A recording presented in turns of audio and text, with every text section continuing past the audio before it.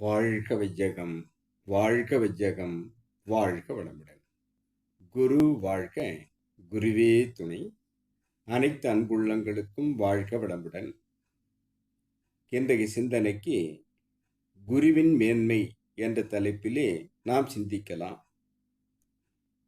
திருமூலர் குருவை பற்றி சொல்லும் ஒரு கவியை நாம் தொடங்குவோம். தெளிவு குருவின் திருமேனி காணல், தெளிவு குருவின் திருவார்த்தை கேட்டல், தெளிவு குருவின் திருநாமம் செப்பல், தெளிவு குரு உரு சிந்தித்தல் தானே என்று திருமூலர் கூறுகிறார். தெளிவு குருவின் திருமேனி காணல், குரு பார்க்க கோடி புண்ணியம் என்று சொல்ல கேட்டிருக்கிறோம். குரு, நமது குரு கூறியிருக்கும் விளக்கம், என்னை பார்த்தால் 1,000,000 புண்ணியம் என்று கூறப்பட்டிருக்கிறது. நான் கொடுக்கக்கூடிய பயிற்சிகள் அனைத்தையும் ஒரு மனிதன் செவ்வனே செய்தால் அவனுக்கு பல கோடி புண்ணியம் ஏற்படும் என்பதை குரு அவர்கள் தெரிவித்திருப்பதை நாம் சிந்திக்கலாம். தெளிவு குருவின் திருவார்த்தை கேட்டல், நான் கூறும் அத்தனையும் உணர்ந்து ஓதி இருக்கிறேன், என்னுடைய அனுபவத்தை பாடமாக்கி இருக்கிறேன். அனுபவ பாடம்தான் மனவளக்கலை என்னும் இந்த பாடம். இது உங்களை உயர்த்தும், உங்கள் வாழ்வில் வெற்றி, மகிழ்ச்சி, மனநிறைவு கொடுக்கும். ஆகவே நான் கொடுத்திருக்கக்கூடிய இந்த பாடங்கள் சொல்லால் மட்டும் நம்பாதே, சுயமாய் சிந்தித்தே தெளிவாய் என்று கூறும் குருவை நாம் பற்றி கொள்ள வேண்டும். தெளிவு குருவின் திருநாமம் செப்பல், அவருடைய அந்த வேதாத்ரி என்னும் பெயர் அவருக்கு பெற்றோர்களோ மற்றோர்களோ வைத்த பெயர் அல்ல. அந்த பெயர் எவ்வாறு அமைந்தது என்பதை நாம் சிந்திக்கலாம். அவ்வாறு சிந்திக்கும் போது குழந்தை பிறந்திருக்கிறது. வரதப்ப முதலியார் திண்ணையில் அமர்ந்திருக்கிறார். அப்பொழுது ஒரு யோகி அங்கே வருகிறார். குழந்தை பிறந்திருக்கிறதா என்று வரதப்ப முதலியாரை அவர் கேட்கிறார். அவர் கேட்கும்போது, ஆமாம் சாமி என்று வரதப்ப முதலியார் கூறுகிறார். அவ்வாறு கூறும்போது, அந்த குழந்தை ஆண் குழந்தையாகத்தான் இருக்கும். அந்த குழந்தைக்கு வேதாத்ரி என்று பெயர் சூட்டு என்று கூறுகிறார்.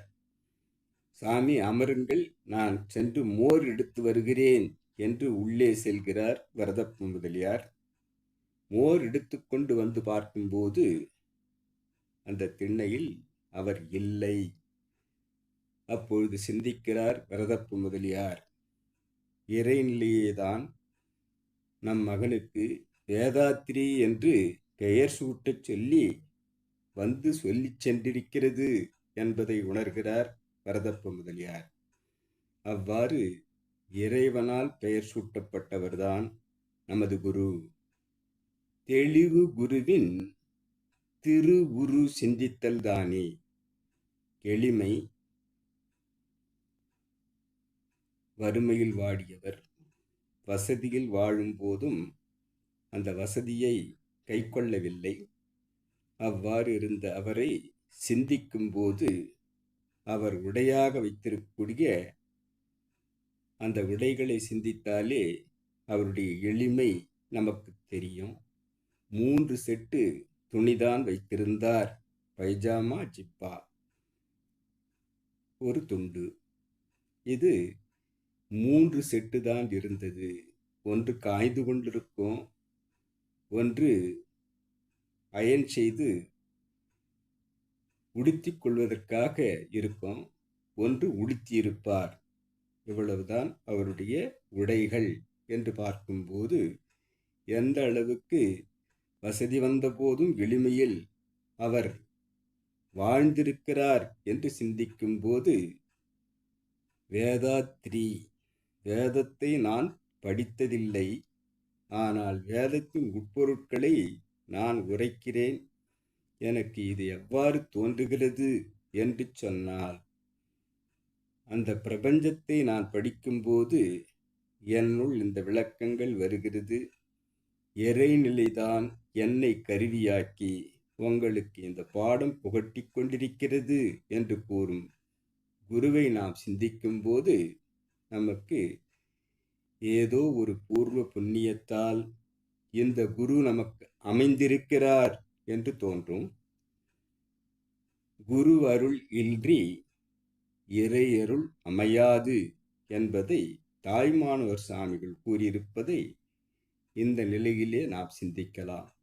அவ்வாறு சிந்திக்கும் போது குரு சாட்சாத் பரபிரம்மம், இறைவனாகவே தான் நமக்கு அமைகிறார் குரு என்பதை நாம் சிந்திக்கலாம். அவ்வாறு சிந்திக்கும் போது குரு மாதா பிதா குரு தெய்வம். மாதா அம்மா, பிதாவை இவர்தான் உங்கள் அப்பா என்று காட்டுகிறார். அந்த அப்பா நம்மை அழைத்து சென்று கல்வி பயில சேர்க்கிறார். அப்பொழுது அந்த ஆசான் குருவை காட்டுவதாக, அந்த ஆசான் சொல்லிக் கொடுத்த அந்த கல்வியின் மூலம் குருவை நாம் பற்றி கொள்வதாக அது அமைகிறது.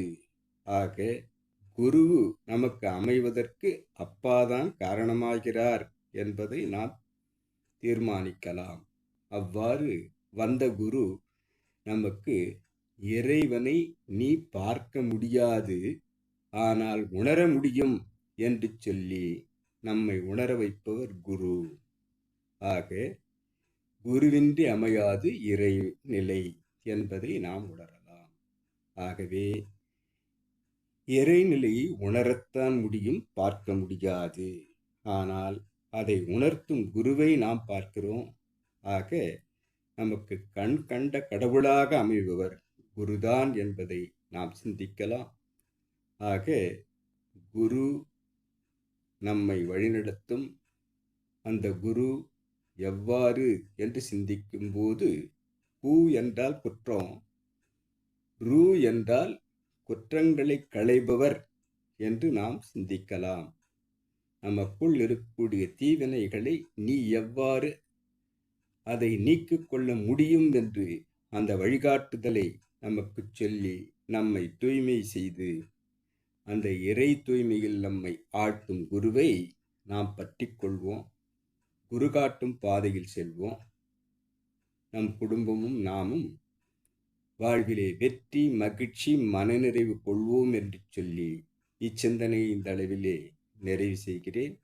இறைநிலைக்கும் குருநிலைக்கும் இதுகாரும் செவிமடுத்த அனைத்து அன்புள்ளங்களுக்கும் நன்றி, நன்றி, நன்றி.